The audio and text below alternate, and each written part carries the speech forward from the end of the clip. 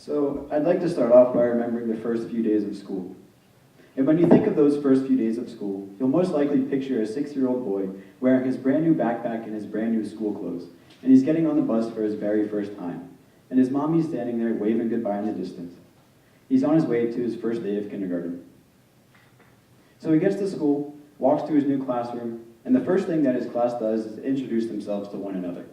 Hi, my name's Collin. Now, contrary to popular belief, the first few days of each year of high school are much like that first day of kindergarten. Yes, believe it or not, our mommies and daddies still give us a kiss on the cheek as we start our cars, and we still get those notes in our lunches every now and then. And yes, us high schoolers still spend that first week of school introducing ourselves to our new teachers and classmates.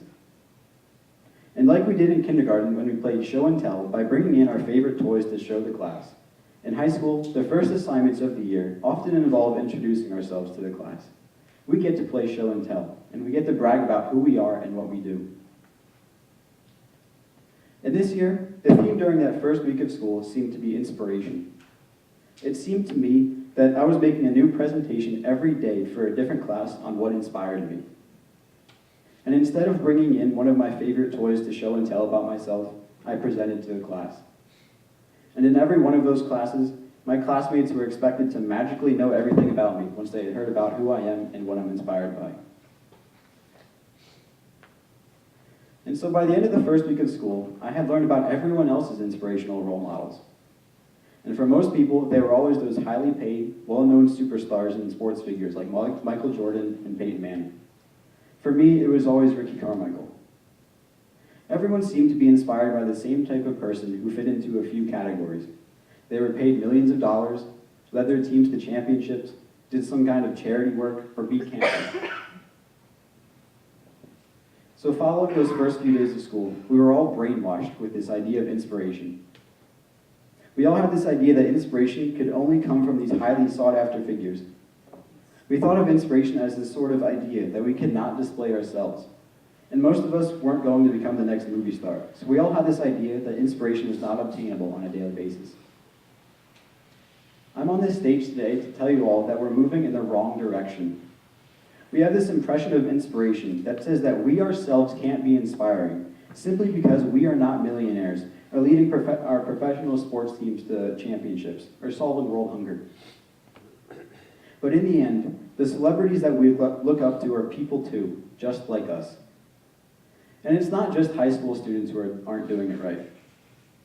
I'm sure that the majority of adults in the audience today look up to some type of famous figure and are inspired by their actions that don't happen on a daily basis.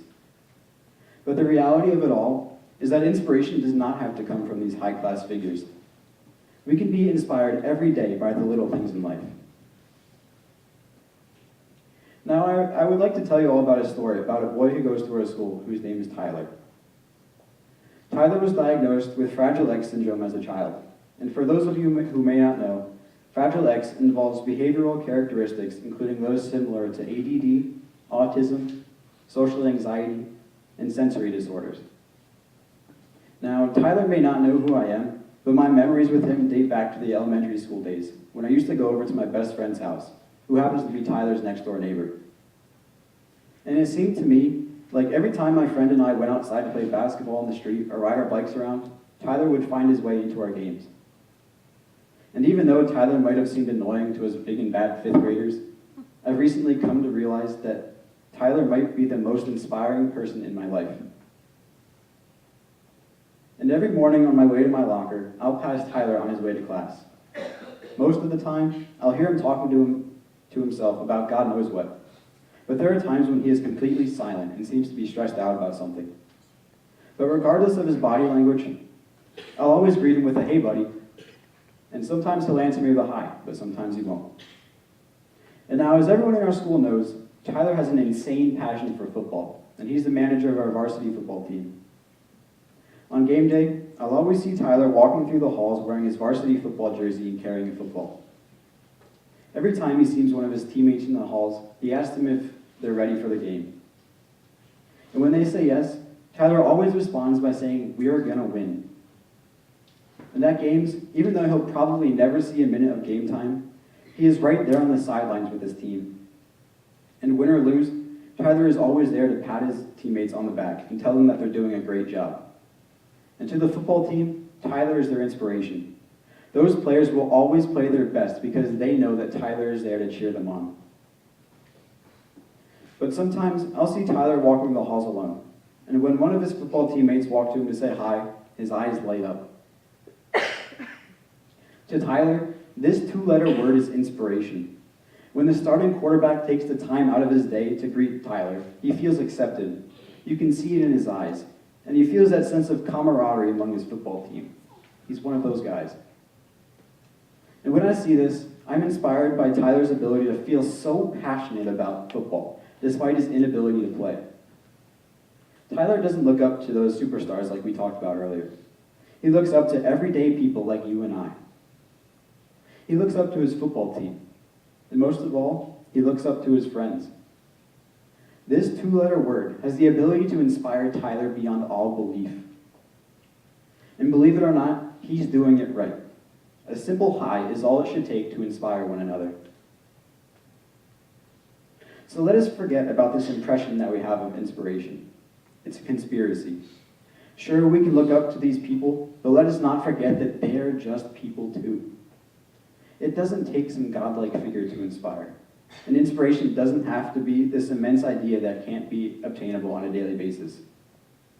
Anyone can inspire, and at any time. So inspiration starts with you. So go ahead, put those little notes in your kids' lunches. Wave to them as they drive away on their way to school.